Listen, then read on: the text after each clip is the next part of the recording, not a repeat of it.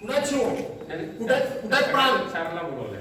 कशा करतात का कमिशनर तर इथं आहे ऍडिशनल कलेक्टर तर इथं आहे तर ते सकाळी संध्याकाळी कशा करतात नाही कसल्या बैठका लावायच्या आम्ही सारख्या कशाबद्दल म्युन्सिपालिटीचा सायरन मारला का बाजारामध्ये पाणी अचानकपणे 3-3:30 वाजता आलं नेहमी म्युन्सिपालिटीचा सायरन वाजतो मी तर नव्हतो मी मुंबईत होतो मी सातत्याने माहिती घेतो सायरन मारला नाही आमच्या पोलिसांच्या 1796 गाड्या रस्त्यावर नुसत्या फिरत असतात लाल दिवे लावून समजा सायरन नाही वाजला का रात्री तर त्या ठिकाणी सायरन पोलिसांच्या गाडीचा वाजला नाही का पोलिसांनी अनाउन्समेंट केली नाही स्पीकर लावून एरवी करतो कुठे गेले ते पोलीस काय करतो पोलीस या ठिकाणी आणि आज ह्या बैठका होत आहेत पहिल्या दिवशी पाण्याखाली एवढं शहर होतं की अगोदर पण अनेक वेळा शहर का पाण्याखाली गेलेलं आहे आपण पुढे काय करायला पाहिजे पुढे काय होणार याच्या बैठका अगोदर घेतलेल्या आहेत काय बसून करतात हे लोक का नियोजन केलं नाही आजही पंचनाम्याला सकाळी माझ्याकडे अनेक व्यापारी डॉक्टर गेले आणि मला म्हणाले मी महसूल यंत्रणा म्हणते की पहिल्यांदा आमच्या पंचनामे झाल्याशिवाय तुम्ही साफ नाही करायचं कुठला नियम हा आपण सकाळी सांगितलं हे चालणार नाही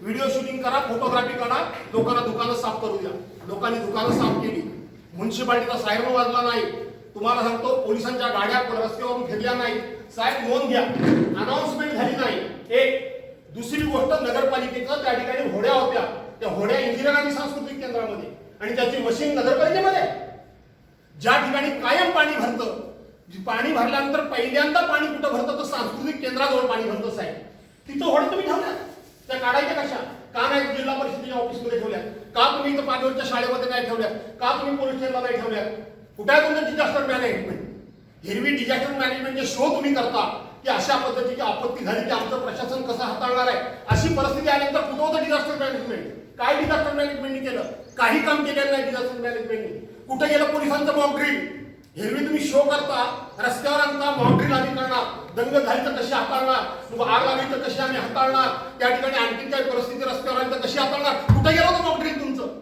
आज चिपळूण शहरामध्ये साहेब तुम्ही फिरलात काल तुम्ही फिरलात काल त्या पुलावर तुम्ही गेलात मी सचिन भाईला तिथं सांगितलं अरे जाऊ नका धोका आहे बरोबर आहे तिथं तुम्हाला एक पोलीस दिसला काय हो कोणी नव्हतं साहेब तिथे कोणी बोलू नका मला माहिती आहे मी सांगतो काय तर मी स्वतः आखो देखा बोलणार आहे मी असा आरोप करणारा माणूस नाही मी स्वतः तिकडून आलो मुंबईकडून प्रशासनाला माहिती होतं की मी मुंबईकडून येतोय साहेब मी त्या पुलाजवळ आलो आणि सावित्री नदी सारखा पूल खाली गेलेला मी माझ्या ड्रायव्हरला म्हटलं आता बघू नकोस दाब चालता माझी गाडी अशी जम्प करून तिथून आली म्हणजे मी तिथं खाली गेलो असतो तिथंही पोलीस नाही आज सकाळी मी पोसऱ्यामध्ये निघालो साहेब सकाळी पोसऱ्यात निघालो बाजारातून गेलो मी तिथं जाऊन पलीकडे पुलाच्या पलीकडे गेलो तिथं आपला एक जेसीबी वाला उभा आणि आमचे जे रस्त्यावरचे काम करणारे साफसफाई काम करणारी जे फावडे लोक बाकी करतात जेसीबी कशाला पाहिजे कुठं होते शिवो कुठे आहेत वार्ड ऑफिसर का नाही त्यांनी प्रत्येक भागामध्ये एक एक माणूस नेमला का नाही त्या ठिकाणी पोलीस नेमला सगळ्या भागामध्ये जेसीबी मी पुढे घातला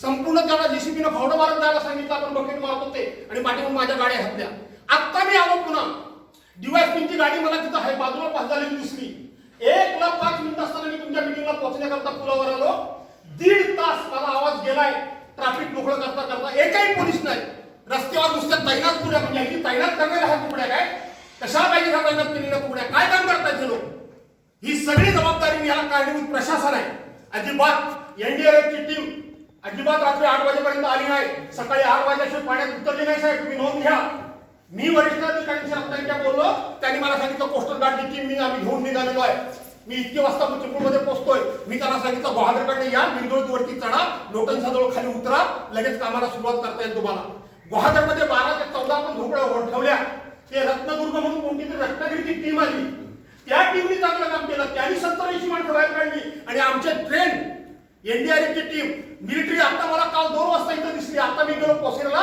मिलिटरी वाले सगळे फिरतायत तिथं सगळे आमचे एनडीआरएफ वाले फिरतायत साहेब तिथे जेसीबी किंवा हे नाही पोकलँड नाही 4 मृतदेह मिळाले 13 मृतदेह अजून खाली आहेत काय चाललंय हे कुठे आहे डिझास्टर मॅनेजमेंट कुठे गेलं डिझास्टर मॅनेजमेंट कुठे गेलं मॉकड्रिल तुमचं कशात आलंय मॉकड्रिल प्रत्यक्षपणे घटना घडते त्यावेळेला तुमच्याकडनं काहीच होत नाही साहेब शासन तर मदत करेल तुम्ही तर सगळे मदत करतायत आपण सगळे मदत करू पण यांच्यावर कारवाई झाली पाहिजे मुख्यमंत्र्यांना सांगा स्पेशल अधिवेशन मागवा 20-25 अधिकारी घरात गेले पाहिजेत त्यावेळेला हे सगळं शिस्तीत होईल 1796 अधिकारी करतात काय कशा करता पाहिजे का कलेक्टर जागेवर गेले नाही कमिशनर तुम्ही अजून जागेवर गेलात नाही ऍडिशनल कलेक्टर तुम्ही अजून जागेवर गेलात नाही सांगा किती स्पॉट सर्वे केले तुम्ही एकही स्पॉट सर्वे तुम्ही केलेला नाही तिथं ऑफिसमध्ये बसून मीटिंग घेता काय यांनी डिझास्टर मॅनेजमेंट होतं काय? का रत्नागिरी या ठिकाणी होण्यात तयार नाही? 5 दिवस अगोदर, 6 दिवस अगोदर, 8 दिवस अगोदर हवामान खात्याला तुम्हाला अंदाज दिलेला होता की 5 दिवस चुकून या कोकण पट्टीमध्ये पाणी राहणार आहे कायम म्हणून. तुम्ही का तयारी करून ठेवली नव्हती? या सगळ्याला जबाबदार प्रशासन आहे असं माझं ठाम मत आहे. हे मग प्रश्नोत्तर नाही पाहिजे. नंतर तुम्हाला काय नागरिक म्हणून बोलायचं तर बोला.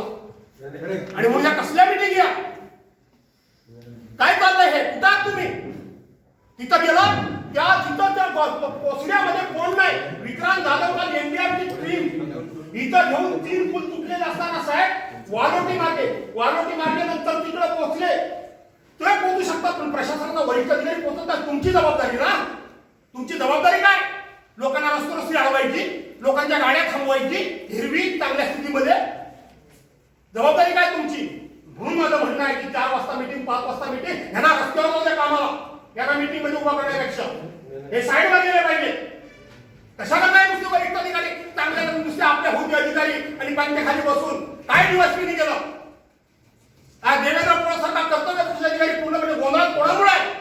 का त्याला योग्य इन्स्ट्रक्शन दिल्या जात नाही? फक्त एसपी पोहोचले, ते पण अध्यक्षांच्या बरोबर गेले. एसपी म्हणाले कहीं भी होने दो, मुझे पहुंचना है. ये बहुत गंभीर परिस्थिती है.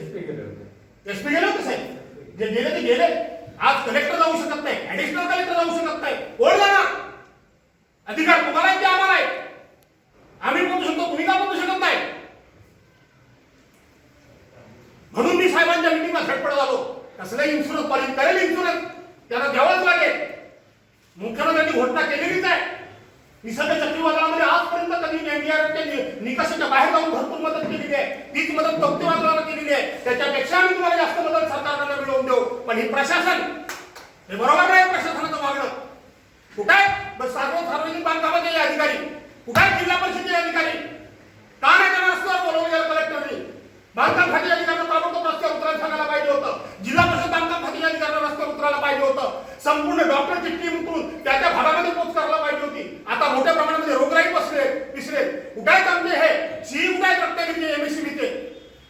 काय रत्नागिरीला पाणी भरलं होतं? लांजात पाणी भरलं होतं? संगमेश्वरला पाणी भरलं होतं? मंडणगडला पाणी भरलं होतं? दापोलीला पाणी भरलं होतं? खेडची पुन्हा भरलं का नाही? सगळ्या जिल्ह्यातली टीम येऊन इथं लाईटचं काम ताबडतोब करायला सुरुवात केली का नाही केली? कुठे आहे ते सगळे? आणि मी हे मुख्यमंत्र्यांचा उद्या दौरा बहुतेक आहे आता मला कलेक्टर म्हणत होते. मी सांगून ठेवतो मुख्यमंत्र्यांनी माझ्यावर कारवाई केली तरी चालेल, पण हे तुमच्या वाघाडे विकत काढल्याशिवाय राहणार नाही.